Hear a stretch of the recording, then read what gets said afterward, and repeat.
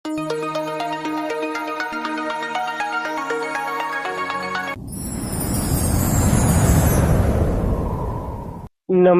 ગુજરાતના અધિકારી મિત્રો, આજે આપણે 15 ફેબ્રુઆરી 2026 નું મોસ્ટ ઇમ્પોર્ટન્ટ કરંટ અફેર સાથે સાથે જીકે અને જીએસ વિશે ચર્ચા કરવાના છે. તો ખાસ કરીને ચેનલ ઉપર નવા હોય તો ચેનલને સબસ્ક્રાઇબ કરી લેવી, વિડીયો પસંદ આવે લાઈક કરવો અને તમારા મિત્રો સુધી અવશ્ય શેર કરી દેવો. તો ચલીએ આજના ઇમ્પોર્ટન્ટ ક્લાસની આપણે શુભ શરૂઆત કરી દઈએ. તો રાષ્ટ્રીય ઉત્પાદકતા દિવસ દર વર્ષે કયા દિવસે આપણે મનાવીએ છીએ? તો 12 ફેબ્રુઆરીના દિવસે આ એક મહત્વનો દિવસ આપણે મનાવીએ છીએ. ઇમ્પોર્ટન્ટ છે તો યાદ રાખવાનો. રાષ્ટ્રીય ઉત્પાદકતા દિવસ 12 ફેબ્રુઆરીના રોજ રાષ્ટ્રીય ઉત્પાદન પરિષદની સ્થાપના થઈ હતી અથવા તો એનો પાયો નાખ્યો હતો, એટલે જ ઉજવવામાં આવે છે. રાષ્ટ્રીય ઉત્પાદન સપ્તાહ 12 થી 18 ફેબ્રુઆરીએ ઉજવાય છે, તો એ પણ યાદ રાખો. 2026 દરમિયાન તો યાદ રાખવો.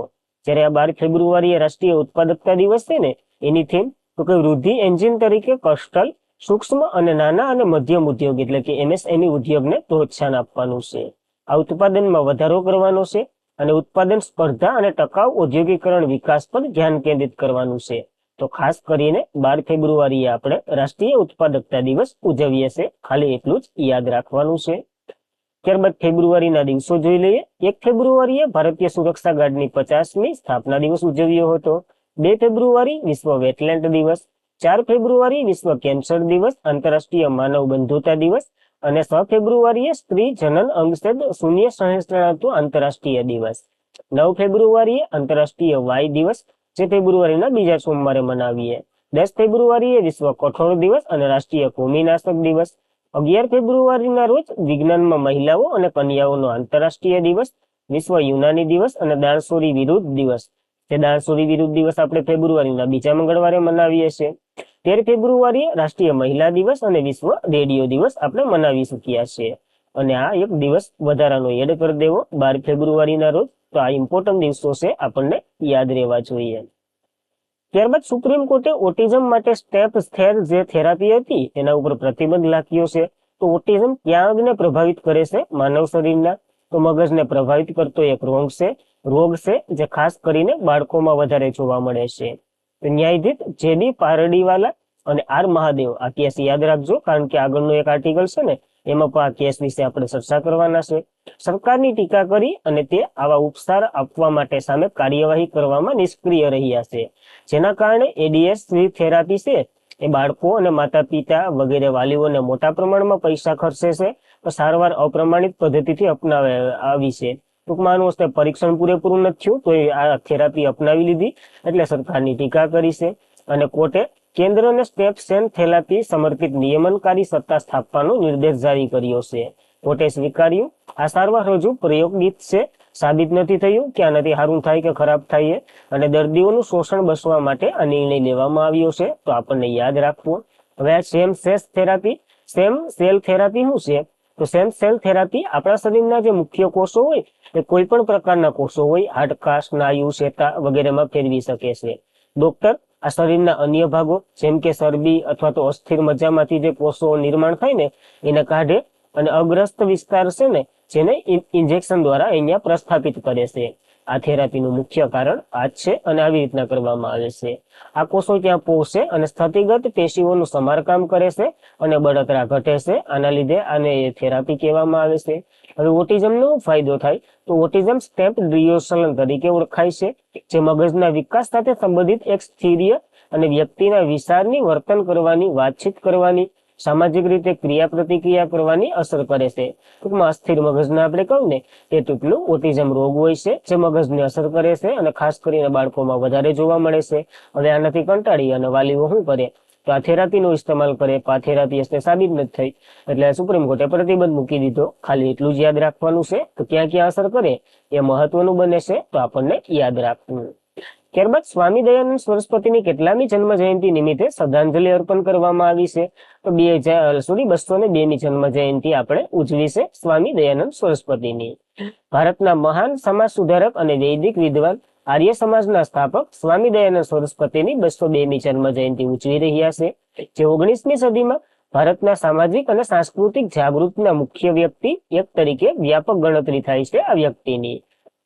1824 જન્મેલા સ્વામી દયાનંદ વૈજ્ઞાનિક જ્ઞાન, સામાજિક સુધારણા અને રાષ્ટ્રની ગૌરવને પ્રોત્સાહન આપવા માટે પોતાનું જીવન સમર્પિત કર્યું હતું. હવે સ્વામી દયાનંદ સરસ્વતીએ એની જન્મ જયંતિ 202મી છે, જ્યારે એને આર્ય સમાજની સ્થાપના કરી હતી ને એની જન્મ જયંતિ 151મી છે. તો ખાસ આ બંને બોડી વિશે પણ યાદ રાખવી, એક સંસ્થા અને આ એક સ્વામી દયાનંદ સરસ્વતી. બંને ઇમ્પોર્ટન્ટ છે, તો આપણે બંને યાદ રાખવા પડશે.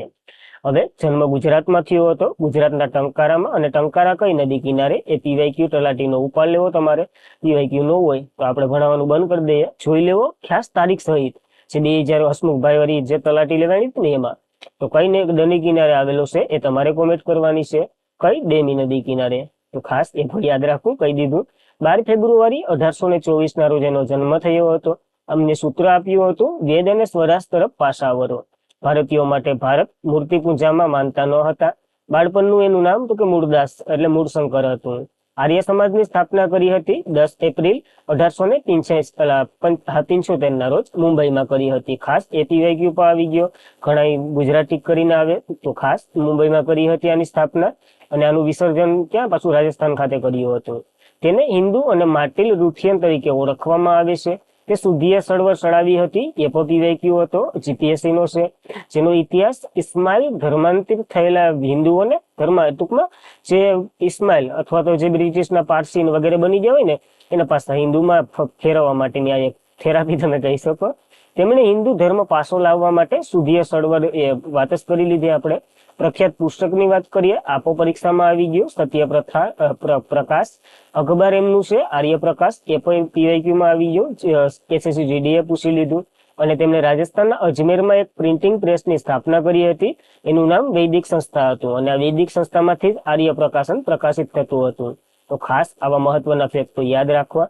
અહીંયા જેટલા લખેલા છે ને એમાં આમ તો 80% ઉપર પીવાયક્યુ છે. તો ખાસ પીવાયક્યુ નું રીડિંગ કરવું એ આપણને ખબર જ છે કેટલા મહત્વના છે. તો મહત્વ ધરાવે તો આપણને યાદ રાખવું અને વારંવાર રિવિઝન કરવાથી જ યાદ રહે. એકવારમાં કોઈ દી યાદ ન રહી જાય. તો આટલું ઇમ્પોર્ટન્ટ યાદ રાખ. ત્યારબાદ તો કયા શહેરને કોસ્ટલ રોડનું ભારતનું પ્રથમ મ્યુઝિક રોડનું અનાવરણ થયું? તો કે કયા શહેરમાં મ્યુઝિક રોડનું અનાવરણ થયું? તો મુંબઈમાં બન્યો હશે. હવે આ મ્યુઝિક રોડ શું? તો કે આવી રીતના હશે, જેમાં તમારી સ્પીડ 70 થી 80 ની વચ્ચે જતી હશે ને તો તમને એક મ્યુઝિક સંભળાશે અને એ મ્યુઝિક નું નામ તો કે જય હો. એવી રીતના છે, જોઈ લઈએ. મુંબઈ ભારતનો સૌથી મોટો વેલોડ રોડ રજૂ કર્યો. એક ખાસ રસ્તામાં જ્યાં વાહનો નિશ્ચિત ગતિથી પ્રસાર થતા હોય ત્યાં પ્રખ્યાત ગીત જય હો વાગશે. અને આ પ્રોજેક્ટનું ઉદ્ઘાટન મહારાષ્ટ્રના મુખ્યમંત્રી દેવેન્દ્ર ફડણવીસે આ શહેરમાં કર્યું છે. મ્યુઝિક સ્ટેમ્પ નરીમમ પોઈન્ટ વરલી વચ્ચે જે ઉત્તર આ એનું લોકેશન આપેલું છે, જે જરાય કામનું નથી આપણા માટે. તો મુંબઈ વાળા યાદ રાખજો. જેના પર 70 થી 80 કિલોમીટરની ઝડપે ચાલતા વાહનો ટાયરનું ઘર્ષણના કારણે સ્ટમ્પ ડોન્ટ મિલિયનની ફિલ્મનું પ્રખ્યાત ગીત જય હો જેનો અવાજ ઉત્પન્ન થશે. અને આનો હેતુ તો વાહનની ગતિને નિયંત્રિત કરવું. આવું આનંદમય એક ઉર્જા મળે, કારણ કે આવું ગીત સાંભળવા માટે બધા ધીરી પાડે અને એ બધી ખબર જ છે. હંગેરિયન નિષ્ણાતની મદદથી 100.21 કરોડ રૂપિયાના ખર્ચે આ રોડનું સમારકામ અથવા તો બનાવવામાં આવ્યો છે. તો આપણને આ એક રોડ યાદ રાખવો અને કયું ગીત વાગે એ તો ખાસ યાદ રાખવું ઇમ્પોર્ટન્ટ બને છે. ત્યારબાદ ભારતીય વાયુસેનાએ ફેબ્રુઆરી 2026 કયા દેશ સાથે સંયુક્ત ઇન્ટુ-સીટ હવાઈ કસરત હાથ ધરી છે? તો ભારત અને થાઈલેન્ડ વચ્ચે આ કસરત થઈ રહી છે, ઇમ્પોર્ટન્ટ ધરાવે છે આપણા માટે. ભારતીય વાયુસેનાએ સંકલિત આંતરિક કાર્ય સુધારવા માટે રોયલ થાઈ વાયુસેના, યાની જે વાયુસેના છે એને રોયલ થાઈ કહેવામાં આવે છે, એ સાથે સંયુક્ત ઇન્ટુ-સીટ હવાઈ કસરત હાથ ધરી છે. ક્યાં? હિન્દ મહાસાગરીય ક્ષેત્રમાં જે મલકા સ્ટેટ આવેલું છે ને, એટલે મલકાની જે સામુદ્ર ધુની ત્યાં હાથ ધરી છે. ભારતીય વાયુસેનામાં સુખોઈ 13, એરબોર્ન વોન્ડિયન કંટ્રોલ સિસ્ટમ, એરબોર્ન વગેરે વગેરે ભાગ લીધો હતો, જે ઇમ્પોર્ટન્ટ નથી. આ સુખોઈ 13 ઇમ્પોર્ટન્ટ છે, તો યાદ રાખવું. રોયલ થાઈ વાયુસેના જે ગ્રિફિન ફાઇટર એરક્રાફ્ટ સાથે ભાગ લઈ રહી છે. અને આ કવાયત ભારત અને થાઈલેન્ડ એટલે કે થાઈલેન્ડનું સંરક્ષણ સહયોગને અને પ્રાદેશિક સુરક્ષાનું સમન્વય મજબૂત બનાવવા માટેનું છે. હવે આ મલક્કાની જે સામુદ્ર ધુની છે ને એ પણ ઇમ્પોર્ટન્ટ છે. હિન્દ મહાસાગર અને પ્રશાંત મહાસાગરને જોડે છે. અને મલેશિયા અને ઇન્ડોનેશિયા ટાપુ જે સુમાત્રા છે ને, ઇન્ડોનેશિયાનો ટાપુ સુમાત્રા, એને અલગ કરે છે. તો કોને જોડે અને કોને અલગ કરે એ પીવાયક્યુ આવી ગયા, તો આપણને યાદ રાખવા પડશે. ત્યારબાદ થાઈલેન્ડ ની વાત કરીએ. આ થાઈલેન્ડ છે મેપમાં, કેપિટલ બેંકોક છે, સલંગ થાઈ હાથ છે. અને પીએમ એનુટ સેરવીવિયોનટુઆન છે. તો ખાસ યાદ રાખવું આટલું થાઈલેન્ડ વિશે. ત્યારબાદ કયા રાજ્ય અથવા તો યુનિયન ટેરિટરીના ડોક્ટર સાંગ કેન્ડલ હ્યુમેનિટેરિક એવોર્ડ 2026 જીત્યો છે? તો આ પોંડુચેરીના બે ડોક્ટરો છે જે અમેરિકામાં એવોર્ડ લેવા માટે જવાના છે અને ઘણી એવી સારી રકમ આમાં મળે. તો પુડુચેરીના બે વરિષ્ઠ નેત્ર ચિકિત્સાઓ પ્રતિષ્ઠિત સાંગ કેન્ડલ હ્યુમેનિટેરિક એવોર્ડ 2026 માટે પસંદ કરવામાં આવ્યા છે. અરવિંદ આઈ કેર સિસ્ટરના એટલે કે સિસ્ટમના ડોક્ટરો હરિપ્રિયા અરવિંદ અને ડોક્ટર આર એમ વેંકટ આ બંનેની પસંદગી થઈ, જે 11 એપ્રિલ 2026 રોજ Washington ડીસીમાં American society of કેન્ટ્રસ and રિકવન્સ surgery foundation કોન્ફરન્સમાં આ એવોર્ડ એને મળશે. હવે આ એવોર્ડ વિશે વાત કરી લઈએ. સાંગ કેન્ડલ હ્યુમેનિટેરિક એવોર્ડની સ્થાપના 2017માં થઈ હતી. કોને? તો ડેવિડ અને વિક્ટોરિયા સાંગ દ્વારા આની સ્થાપના કરવામાં આવી હતી, જે વિશ્વભરમાં મોતિયાની સંભાળ અસાધારણ માનવવાદીને યોગદાન આપે ને એને આ એવોર્ડ મળે છે. અને આ એવોર્ડમાં ઘણી ખરી ગ્રાન્ટ મળે છે. હરપ્રિયા અને આ ગ્રાન્ટ છે ને એને દાન કરવાનું નક્કી કર્યું છે બંને સાથે મળીને. તો ઇમ્પોર્ટન્ટ ધરાવે, આપણને યાદ રાખવો એક મહત્વનો એવોર્ડ. ત્યારબાદ કયા રાજ્યને એક દ્રષ્ટિહીન મહિલા ન્યાયાધીશ બનવા માટે તૈયાર છે? તો કેરળના બનશે આ પ્રથમ. નામે ઇમ્પોર્ટન્ટ છે, દ્રષ્ટિહીન એટલે જોઈ નથી શકતા એ બનશે. તો વકીલ થાનિયા નાયરસી ટૂંક સમયમાં જ કેરળના ન્યાયાધીશ ઇતિહાસમાં પ્રથમ દ્રષ્ટિહીન મહિલા ન્યાયાધીશ તરીકે પ્રવેશ કરશે. આ પ્રથમ કેરળના નહીં, ભારતના પણ પ્રથમ છે, તો યાદ રાખવા. કેરળના ન્યાયાધીશ સેવક જે સિવિલ જજ જુનિયર ડિવિઝનની પસંદગી માટે તૈયાર યોજેલ ન્યાયિક પરીક્ષામાં શ્રીમતી નાયના, જેઓએ સંપૂર્ણ અંધ હોવા છતાં બેન્ચમાં અપંગિતતા ધરાવતા હોવા છતાં પેલો નંબર લઈ આવ્યા છે. અને મગજ લકવો ધરાવતા જોયસન સાજન એ બીજો નંબર લઈ આવ્યા છે. તો આપણા માટે આ થાનિયા નાયરસી એ ઇમ્પોર્ટન્ટ છે, કારણ કે એ જજ બનવા જઈ રહ્યા છે. અને 2025માં જે કેસ હમણાં જોયો હતો ને એનો ચુકાદો હમણાં થોડોક આવ્યો છે. છેડી પાલડીવાળા અને આર મહાદેવે અને કીધું હતું કે ભલે ભાઈ ન્યાયતંત્રમાં દ્રષ્ટિહીન અપંગ વગેરે લોકો પહાલ છે, કારણ કે એને લડવા બળવા નથી જવું, એને ખાલી ન્યાય આપવાનો છે અથવા તો જે ચુકાદો આપવાનો છે તો એના માટે ચાલી શકે. જોઈ ન શકે તો અમે અહીંયા બેઠા હોય, અહીંયા થોડાક કઈ રેકોર્ડું જોઈને બેઠા હોય અથવા તો રેકોર્ડું પરીક્ષણ કરીને બેઠા હોય, એ પણ વાસીને અથવા તો પરીક્ષા આપીને જ બેઠા હોય. તો એવું બધી કીધું હતું આ કેસમાં, તો યાદ રાખવું આપણને ઇમ્પોર્ટન્ટ ધરાવે. ત્યારબાદ ભારતમાંથી લસિકા ફાયરેસિયન્સ જેને હાથી રોગ કહેવામાં આવે છે એ સંપૂર્ણપણે નાબૂદ કરવાનું લક્ષ્ય કયા વર્ષનું રાખ્યું છે ભારતે? 2027 સુધીમાં નાબૂદ કરી દેવાનું છે. આપણા આરોગ્ય મંત્રી કોણ છે? જેપી નડ્ડા, એને જણાવ્યું. હાલ તો એ ઉત્તર પ્રદેશના 21 જિલ્લા અને 64 બ્લોકમાં મંગળવારે લસિકા ફાઇબર નાબૂદ કરવાના હેતુથી માસ ડ્રગ એડમિશનલ અભિયાન શરૂ કર્યું છે. ઉત્તર પ્રદેશથી શરૂ કર્યું, આખા રાષ્ટ્રમાં વ્યાપવાનું છે. અને આનું ઉદઘાટન આપણા આરોગ્ય પ્રધાન જેપી નડ્ડાએ કર્યું છે, જેનો ઉદ્દેશ્ય ખાસ ઇમ્પોર્ટન્ટ રહે, કારણ કે અહીંથી જ પ્રશ્ન આવશે. 2027 સુધીમાં ભારતમાં લસિકા જે ફાયરેસિયા હાથીપગો રોગ છે ને એને સંપૂર્ણ નાબૂદ કરવાનો આનો ઉદ્દેશ્ય છે, તો ઇમ્પોર્ટન્ટ ધરાવે. હવે લસિકા ફાયરેસિયા હાથીપગો રોગ શું છે? તો કે રોગકારક તો કે વુશેરિયા બ્રેન્કોથ નામનો પરોપજીવી દોરો આવે ને એ છે, જેમને લોમેટા વર્સોલના કારણે થાય છે આ રોગ. અને આનું ચેપીગ્રસ્તા એટલે કે ફેલાવનાર તો કે ખાસ કરીને મચ્છરો, જેમાં ક્યુમલેસ, એનોફિયા, એન્ડિસ પ્રજાતિની જે વગેરે આવે ને એ કરડવાથી આ થાય છે. અને પરોપજીવી શરીરમાં લસિકા તંત્રને અસર કરે છે, ટૂંકમાં ચેતાતંત્રને અસર કરે છે, તો માણસ પાગલ ગમે થઈ જાય. તો યાદ રાખવું ઇમ્પોર્ટન્ટ રોગ છે, જેનો ઉદ્દેશ્ય આપણે નક્કી કર્યો. ત્યારબાદ ભારતે બીજો ટ્યુલિપ ગાર્ડન ક્યાં સ્થાપવાની મંજૂરી આપી દીધી છે? તો ઉત્તરાખંડમાં સ્થાપવાનો છે. પેલો તો જમ્મુ કાશ્મીરમાં હાલ ઓલરેડી કાર્યરત જ છે આવા ફૂલોનો બગીચો. ઇમ્પોર્ટન્ટ જમ્મુ કાશ્મીરના આ સ્થાપ્યા બાદ લસિકા ગાર્ડન ઉત્તરાખંડના પિથોરાગઢ જિલ્લાના સાંચક ટેકરી નજીક 50 હેક્ટર જંગલ વિસ્તારમાં 50 કરોડ રૂપિયાના ખર્ચે આ સ્થાપિત કરવાના છે.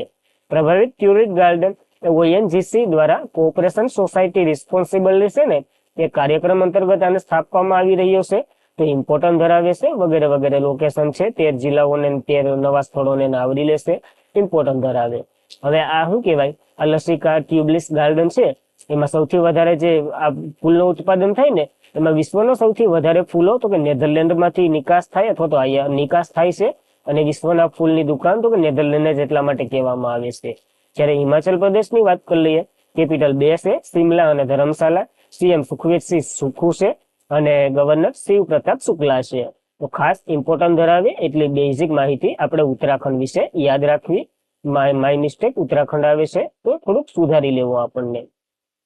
ત્યારબાદ સુનામીની દેખરેખને મજબૂત બનાવવા માટે કયા ભારતીય પ્રાદેશિક સેવા કેન્દ્ર બનાવી રહ્યું છે? તો આંદામાન નિકોબારમાં આ કેન્દ્ર બનાવવાને મંજૂરી આપી દીધી. ઓલરેડી એક કેન્દ્ર હતું, કોઈ ખાલી ભૂકંપનું દેખરેખ કરતું હતું. હવે આંદામાન નિકોબારમાં સૌરાષ્ટ્ર ટાપુ, જેને આપણે હેવલોક તરીકે ઓળખીએ છીએ, 300 કરોડના ખર્ચે અતિ આધુનિક પ્રાદેશિક સેવા કેન્દ્ર બનાવી રહ્યા છે. આ એક આગમી પેઢીનું ટેકનોલોજી સાથે સમુદ્ર અને અરબ કેબલ જે બિછાવેલ છે ને, એના જ્વાળામુખી પ્રવૃત્તિના કારણે ભૂકંપ અને સુનામી ઝડપથી 10-20 મિનિટમાં આપણે શોધી શકીએ અને પાડોશી દેશોને ચેતવણી કરી શકીએ. એના માટેનું આ એક કેન્દ્ર છે, આંદામાન નિકોબારમાં સ્થાપી રહ્યા છે. આનો ઉદ્દેશ્ય દરિયાઈ સુનામીને આગોતરા ચેતવણી આપતી, જેથી જીવન અને સંપત્તિ બંનેને બચાવી શકીએ. આની વિશેષતા તો કે જૂની સિસ્ટમ ફક્ત ભૂકંપને શોધી શકતી, પરંતુ આ નવી સિસ્ટમ ટેકનોલોજી આપણે પાણીમાં ભૂસ્ખલન, ભૂકંપ, જ્વાળામુખી વગેરે સુનામી જેવા કારણો પર શોધી શકશું. અપગ્રેડ કરવાનું ટૂંકમાં છે, એના માટે 300 કરોડ ફાળવ્યા છે. અને આનું સંચાલન ઇસ્કોસ એટલે કે Indian national central for ocean information service, આપણે જોયું હતું ને હમણાં, આની સ્થાપના 27મી સ્થાપના દિવસ એની ઉજવ્યો છે. તો ખાસ ઇમ્પોર્ટન્ટ ધરાવે આ માહિતી યાદ રાખવી. અને આજના માટે એટલું જ હતું. ખાસ કરીને મિત્રો, વિડીયો પસંદ આવે લાઈક કરો, તમારા મિત્રોને શેર કરો, અને ચેનલ ઉપર નવા હોય હવે છેથી સબસ્ક્રાઇબ કરી લો. હવે કાલનું રિવિઝન કરી લઈએ, પછી સેશન એન્ડ કરીએ. તો કાલનો પહેલો પ્રશ્ન, ભારત દર વર્ષે 13 ફેબ્રુઆરીને કયા વ્યક્તિની જન્મ જયંતિ નિમિત્તે રાષ્ટ્રીય મહિલા દિવસ ઉજવે છે? તો સરોજની નાયડુ. કયા રાજ્યના પહેલા ગવર્નર હતા? કોમેન્ટ કરી દઉં. મહિલા શાંતિ અને સુરક્ષા સૂચનાંક 2025-26માં ભારતને 131મો ક્રમ મળ્યો છે, તો આપણને યાદ રાખવું. તાજેતરમાં T20 વર્લ્ડ કપમાં અડધી સદી ફટકારનાર પ્રથમ ભારતીય વિકેટ કીપર તો કે ઈશાન કિશન બન્યા છે. મહત્વનું વ્યક્તિત્વ છે, તો યાદ રાખવું.